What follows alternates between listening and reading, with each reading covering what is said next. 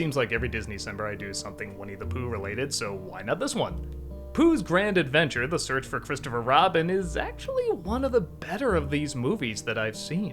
Which is surprising because I guess a lot of critics didn't enjoy it when it came out back in 1997, and I think I can guess why. There is kind of one major problem with it, but we'll get to that in a bit, and the payoff I think really overshadows it.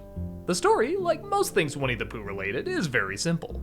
Christopher Robin goes to hang with Winnie the Pooh, but has something very important to tell him. Winnie the Pooh is so caught up in having fun and relaxing and doing nothing that he doesn't really listen that closely. When he wakes up the next day, he finds that Christopher Robin is gone and left a note. It's covered in honey and difficult to read though, so they send it to Owl. He misinterprets it as Christopher Robin has been kidnapped and is in a place called Skull, which very clearly is school. So Pooh, Tigger, Rabbit, and everyone else set out on a journey to go find him, and, not really a spoiler, find out something about themselves along the way. If the story sounds familiar, they would do this again in another Winnie the Pooh movie, which I guess was closer to the book with the Baxen. I'm not really sure if they did this one in the stories, I'm not really an expert on the books, but what I do remember about the books is the almost zen-like simplicity of it. And this movie, for the most part, captures that very well. One of my favorite lines is when Pooh thinks Christopher Robin is gone for good, Piglet says, "I'll always be your best friend." Pooh says he is his best friend to do something with, but Christopher Robin was his best friend to do nothing with. The movie is full of all sorts of deep little lines like that. Everyone kind of talks in rhymes and riddles and backwards speak that kind of makes sense but kind of doesn't at the same time. I love that kind of writing, and it's arguably the most in this one than any of the other Winnie the Pooh properties I've seen. The songs are also really good. I tried doing research on the people who wrote them and I couldn't get a ton, except that the guy who did the music I guess did some Sesame Street stuff, and the woman who did the lyrics did a lot of kids' books. So I guess it figures they would really know their stuff and write some really good tunes. The art style very much looks like the Winnie the Pooh show from the late 80s and early 90s, which means it isn't quite as bright and vibrant as, say, the Tigger movie, but it still has that simple, sketchy look that you grow accustomed to with Winnie the Pooh. So, okay, this sounds really good. What's that one problem I was talking about? So, one of the things I love the most about Winnie the Pooh is that it kinda sneaks up on you. You think it's just a cute little thing for kids. It starts off with the fluffy little song, Winnie the Pooh and all that stuff. And slowly but surely, this emotional subtext kinda slips its way in. I remember when I got to the end of the first Winnie the Pooh movie and Pooh and Christopher Robin sort of have this serious talk about what's gonna happen years from now. It kind of comes out of nowhere, but it doesn't feel out of place. So many random things do happen, some of them deep, some of them not so deep, and they really mix pretty well. This one, from the very beginning, is trying to be that moment.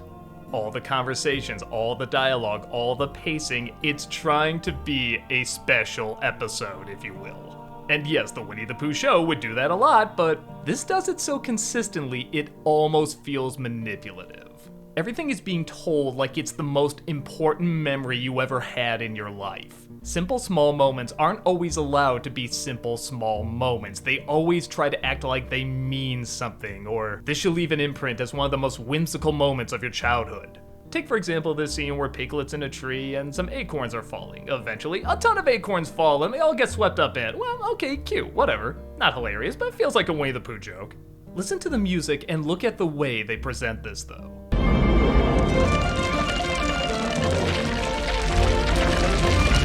Doesn't it just feel like they're trying to hammer in the whimsy? It's kind of like Patch Adams. There's no regular moments. Everything is inspiring and magical and it's supposed to carry a ton of emotion with it. And I will admit, at first, that was kind of turning me off.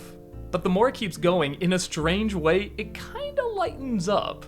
Like when they get to this cave, you see the characters kind of fumbling over each other and making mistakes, and it doesn't feel like it's trying to be magical or anything, it just seems like the characters fumbling over each other and making mistakes. And it works fine. It also doesn't have a forced and nail-biting climax like in the Tigger movie where they're gonna fall off a cliff or something. The danger is always in their imaginations. And when you get to the end, it does stick the landing to what Winnie the Pooh is all about.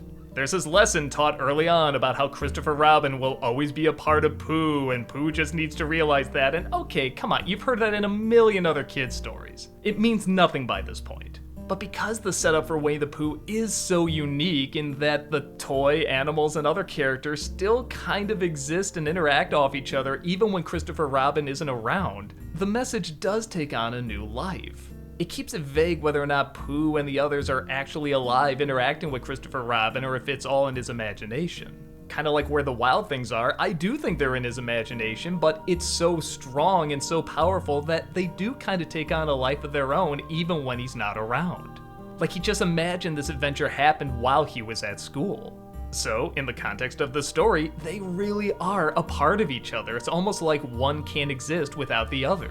The movie Christopher Robin was kind of hitting upon this too. Like these characters never truly leave because they're developing who you are, and you're developing who they are. That really is the brilliance of the story. And the best adventures are the ones that seem big but are technically small. The movie makes it feel like days are going by that they're searching for Christopher Robin, but when he finally finds them, it's only been an afternoon. And I love that, like the perception of the kid's imagination through Winnie the Pooh's imagination, the other character's imagination can be so askewed. Even the lesson Christopher Robin tries to teach Pooh is distributed throughout all the characters. It isn't just about him. I think that more than anything reinforces that this is in the kid's mind. But like I said, that imagination can take on a life of its own. So in the end, yeah, I am really recommending this. If you're a Winnie the Pooh fan and you really get into the psychological and philosophical elements of it, I think you'll really enjoy this. You just have to keep in mind, it's a little heavy-handed early on. And yes, that might be enough to turn some people off to it. But I think if you're a fan of the original books, or heck, even just like the Winnie the Pooh cartoons on their own, I still think you'll enjoy it okay. I know it's not a glowing review, but it is a flawed movie that has glowing moments. So stumble into the 100 Acre Wood and decide for yourself if this is your pot of honey.